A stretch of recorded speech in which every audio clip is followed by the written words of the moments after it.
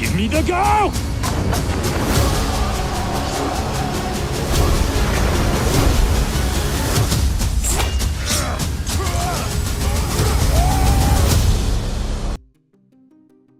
Sometimes the most interesting career shifts happen when an actor steps completely outside the role everyone knows them for. And right now, that's exactly what Anthony Mackie seems to be doing. Most audiences recognize him as Sam Wilson, the new Captain America in the Marvel Cinematic Universe. But in his upcoming historical epic Desert Warrior, Mackie steps into an entirely different kind of story. Instead of flying across the sky with a vibranium shield, he's riding through the harsh sands of the Arabian desert, and if the first trailer is any indication, this movie is aiming for something huge. The first footage from Desert Warrior immediately makes one thing clear. This is not a small-scale historical drama. The visuals are massive. Armies clashing in the desert, war elephants covered in armor, dust storms rolling across endless landscapes. And in the middle of it all stands Mackie's character, a warrior named Hanzala. But before we dive into the action, the story itself begins with something far darker. An empire, a brutal ruler, and a decree that sparks rebellion. The film is set in the 7th century and follows the struggle of Arab tribes living under the oppressive rule of Emperor Kisra, played by Ben Kingsley. The Emperor is portrayed as a ruthless leader who believes absolute power is his right. At the beginning of the story, Kisra demands something that immediately ignites conflict across the region. He orders that daughters from tribal families be handed over to serve in his palace. For many families, this command is more than humiliation, it's an act of domination. One of the people directly affected by this order is Princess Hind, played by Aisha Hart. Her father, King Newman, understands exactly what the Emperor's demand represents: submission. So instead of obeying, Hind disappears into the desert, but escaping the Emperor's reach isn't easy. Kisra sends a relentless commander named Jalabzin to track her down. Played by Charlton Copley, Jalabzin quickly becomes one of the film's most intimidating figures. His soldiers tear across the desert in pursuit, turning the vast landscape into a battlefield. And that's when Mackie's character enters the story. Hanzala is not a traditional hero when we first meet him. He's an outlaw, a lone wanderer moving between tribes and surviving however he can.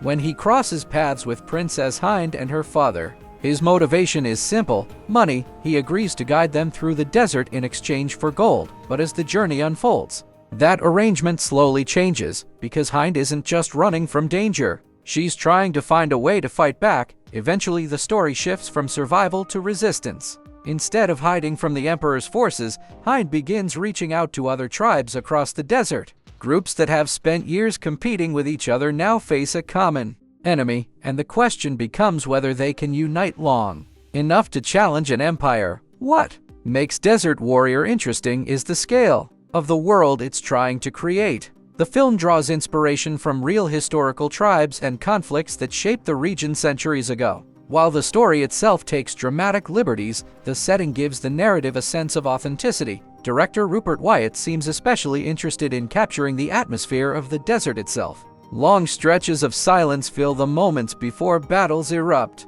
The camera lingers on the landscape as if reminding the audience that the desert is not just a backdrop, it's a character. When violence finally arrives, the impact feels even more powerful because of that quiet tension leading up to it. Visually, the film looks impressive. Cinematographer Guillermo Garza focuses heavily on the natural beauty of the environment. Scenes of riders silhouetted against the setting sun, wind sweeping across dunes, and warriors preparing for battle create the kind of imagery that feels designed for the big screen. There are also smaller moments that highlight daily life within the tribes. Close-up shots of craftsmen at work, children watching warriors train, and families preparing for conflict help ground the larger spectacle.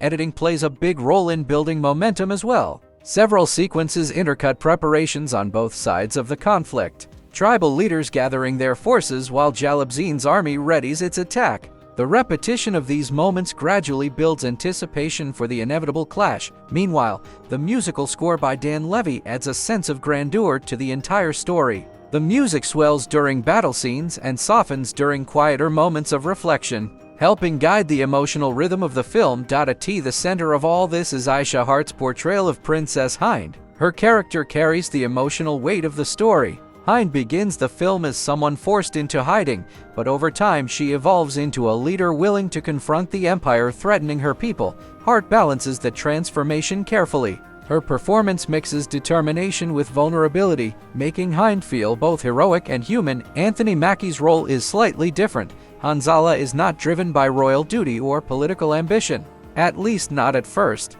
He begins as someone who trusts no one and expects nothing from the world around him. But his connection with Hind slowly changes that outlook. Interestingly, the film avoids turning their relationship into a conventional romance. Instead, their bond grows through shared struggles and mutual respect. At one point, the two characters find themselves caring for an orphan child who begins following them across the desert. That small storyline quietly reinforces one of the film's core ideas: that loyalty can form in unexpected ways during times of conflict. The supporting cast also includes several actors who help flesh out the world of the story. Numan Akar appears as a tribal leader navigating the political tensions between alliances. Sami Bouajila plays a ruler who provides temporary refuge for Hind and her father. Each character contributes to the broader picture of tribes deciding whether to resist the Empire or submit to it, despite its impressive visuals. Desert Warrior does not completely escape familiar storytelling territory. Many of the themes will feel recognizable to fans of historical epics: honor, sacrifice, courage, in the face of overwhelming odds. But sometimes those classic elements are exactly what audiences expect from a film like this, and the production scale certainly reflects that ambition. Reports suggest the film carries a budget close to $150 million, making it one of the most expensive historical action films centered on this period. That alone makes Desert Warrior an interesting experiment, because while epic historical films can perform well internationally, it remains uncertain how strongly a story about 7th century Arabian tribes will connect with North American audiences. For Anthony Mackie, the project arrives at a particularly important moment in his career. Over the past few years, several of his non-Marvel projects have struggled to gain traction. Films like Ghosted and We Have a Ghost received mixed responses, while Captain America: Brave New World did not meet the expectations many fans had hoped for. Desert Warrior, therefore, becomes something of a test. Can Mackie carry a massive historical action film as its leading star? And the timing of this release makes that question even more interesting, because later this year Mackie will once again return to the Marvel Cinematic Universe in Avengers: Doomsday. That film will also feature the return of Chris Evans, who previously played Captain America before passing the shield to Mackie's character. In other words, Desert Warrior arrives just before another major chapter in Mackie's superhero journey, which means audiences will have a chance to see him into very different roles within the same year, one as a modern superhero, the other as a warrior fighting in one of history's harshest landscapes. Whether Desert Warrior ultimately becomes a major hit or not, the film clearly aims to deliver a grand cinematic spectacle: massive battles, sweeping desert landscapes, and a story about unity against tyranny all combine into something that feels designed for the theater experience. The film is scheduled to arrive in select theaters across the United States on April 24th, and if the trailer is anything to go by, audiences can expect a visually striking journey through a world where survival, honor, and rebellion collide beneath the burning desert sun.